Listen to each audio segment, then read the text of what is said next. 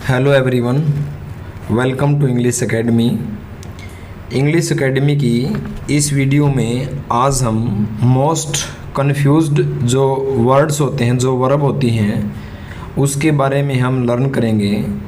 क्योंकि कोई जो वर्ड है, जो पार्ट ऑफ स्पीच है, वो एडजेक्टिव भी हो सकता है, नाउन भी हो सकता है और वो वर्ब भी हो सकता है।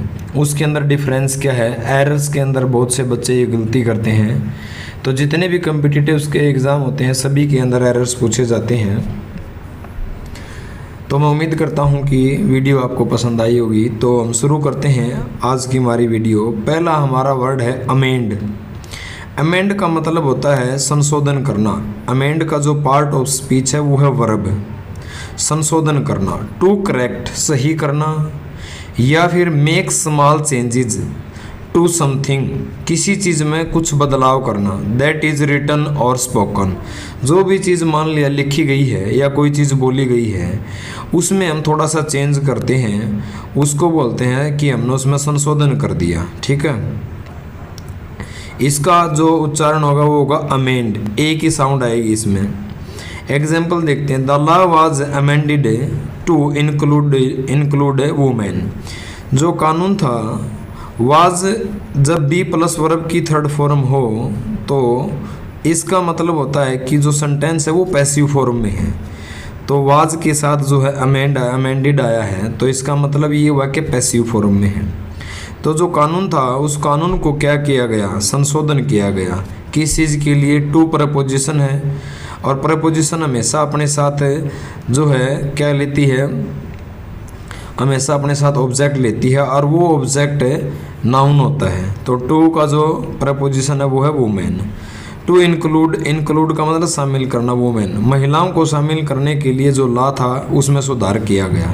यहाँ पर मैं एक एक्स्ट्रा बात ऐड करना चाहूँगा। कोई भी कानून है, जब उस कानून को रद्द कर दिया जाता है, जैसे अगर मैं बात करूँ कि जो आर्टिकल 370 था, जो जम्मू और कश्मीर को एक विशेष दर्जा देता था, उस कानून को जो है 6 अगस्त 2019 को बीजेपी की जो सरकार है, करंट जो गवर्नमेंट्स है, उसने उस कानून को क्या कर दिया? रिवोक कर दिया। जब भी किसी कानून को जो है रद्द किया जाता है या भंग किया जाता है या निरस्त किया जाता है, उसके लिए हम रिपील वर्ड यूज़ करते हैं। REPEAL, रिपील, यानी कि निरस्त करना, रद्द करना। ठीक है, रिपील को मैं रिवोक भी बोल सकता हूँ, REVOK, रिवोक बोल सकता हूँ, एब्रोगेट बोल सकता हूँ, एबोलिश बोल सकता हूँ, क्वेस्ट बोल सकता हूँ, डू अवे विद बोल सकता हूँ। ठीक है, विदड्रा कह सकता हूँ, न्यूलीफाई कह सकता हूँ, अनल, ANNUL, अनल बोल सकता हूँ, रिसाइंड।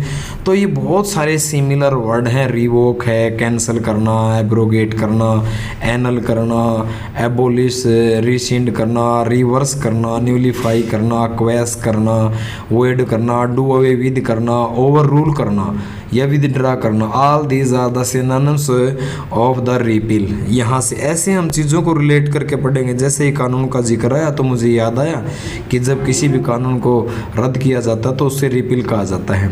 ठीक है, इसका एंटोनियम्स क्या हो जाएगा? किसी चीज़ को तो हम रद्द कर रहे हैं, एंटोनियम्स आ जाएगा, यानी कि इम्प्लीमेंट करना। क्या करना? इम्प्लीमेंट करना। ठीक है, या फिर एनेक्ट करना, ENACT, एनेक्ट करना, या रेटिफाई करना, RATIFI। ये तो थी अदर इन्फॉर्मेशन।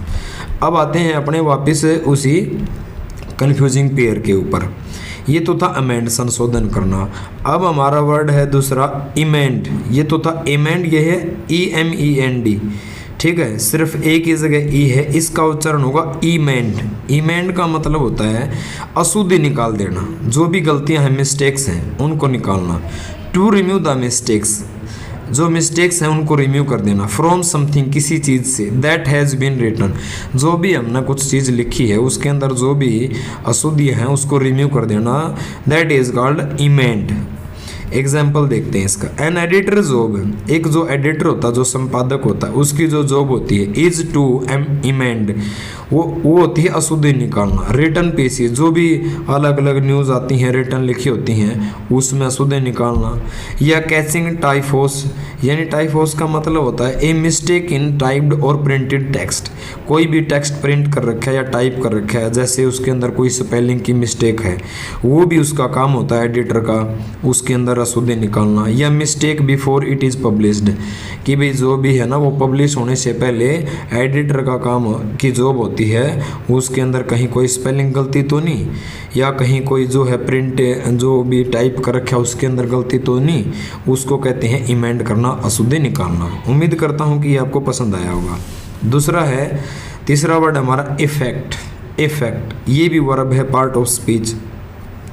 इसका मतलब होता है असर करना या फिर प्रभावित करना। टू डू समथिंग, कोई ऐसा काम करना, दैट प्रोड्यूसेस ए चेंज, जिसके कारण चेंज आता है। इन समथिंग, किसी चीज़ में चेंज आ जाए, बदलाव आ जाए।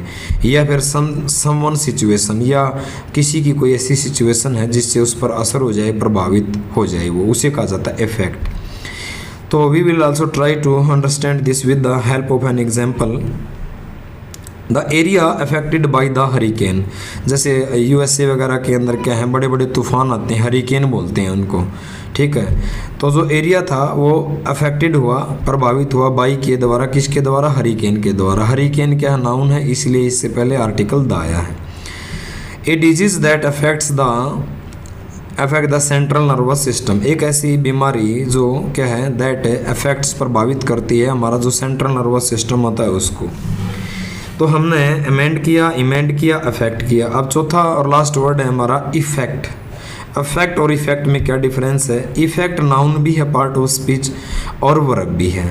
नाउन भी है और वर्ब भी है।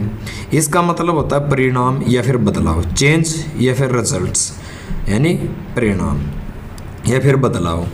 यानी ए चेंज, एक ऐसा change that is caused by an events, ये जो चेंज आता है ये किसी इवेंट के कारण, घटना के कारण या किसी एक्शन के कारण आता है, उसे कहा जाता है इफेक्ट। इसको भी देखते हैं एग्जाम्पल से ताकि ये अच्छी तरह समझ में आ जाए। माई पेरेंट्स डाइवोर्स, तो भी मेरे माता पिता का जो है डाइवोर्स हो गया ना, had a big effect on me, मुझ पर बहुत उसका क्या है, मतलब बहुत ज़्यादा जो है मुझ पर उसका असर हुआ, उस पर मतलब चेंज आया मेरे अंदर।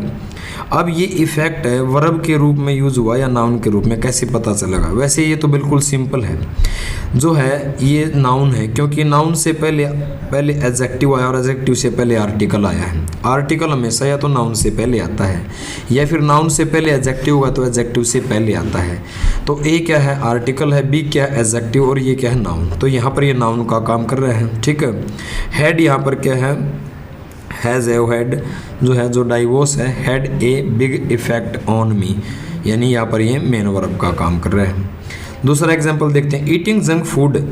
ईटिंग यहाँ जो है जेरेंट का काम कर रहा है, नाउन का काम कर रहा है। जंक फूड विल इवेंचुअली, आखिरकार जो है, विल प्लस वर्ब की फर्स्ट फॉर्म, इवेंचुअली एडवर्ब है, आखिरकार क्या है, an effect on your health, वो आपके जो है एन आ गया, आर्टिकल आ गया, तो इसका मतलब ये नाउन का काम कर रहे हैं। उसका आप पर क्या है, एक सेकेंड की रहेगी। तो अशोक होप्ड दैट, अशोक को ये उम्मीद थी, the prime minister would effect change in his country, Ashok को ये उम्मीद थी कि जो प्राइम मिनिस्टर हैं, वुड प्लस वर्ब की फर्स्ट फॉर्म जो है मॉडल्स के साथ हमेशा पहली फॉर्म आती है। तो यहाँ पर जो है अशोक को उम्मीद थी कि जो प्राइम मिनिस्टर है would effect change in his country, अपनी कंट्री के अंदर वो एक चेंज लेकर आएंगे, एक बदलाव लेकर आएंगे। तो उम्मीद करता हूँ कि कंटेंट आपको पसंद आया होगा। यदि वीडियो आपको पसंद आई हो तो प्लीज़ चैनल को सब्सक्राइब करना और फ्रेंड्स के साथ शेयर ज़रूर करना। थैंक यू, मिलते हैं नेक्स्ट वीडियो में। Have a nice day.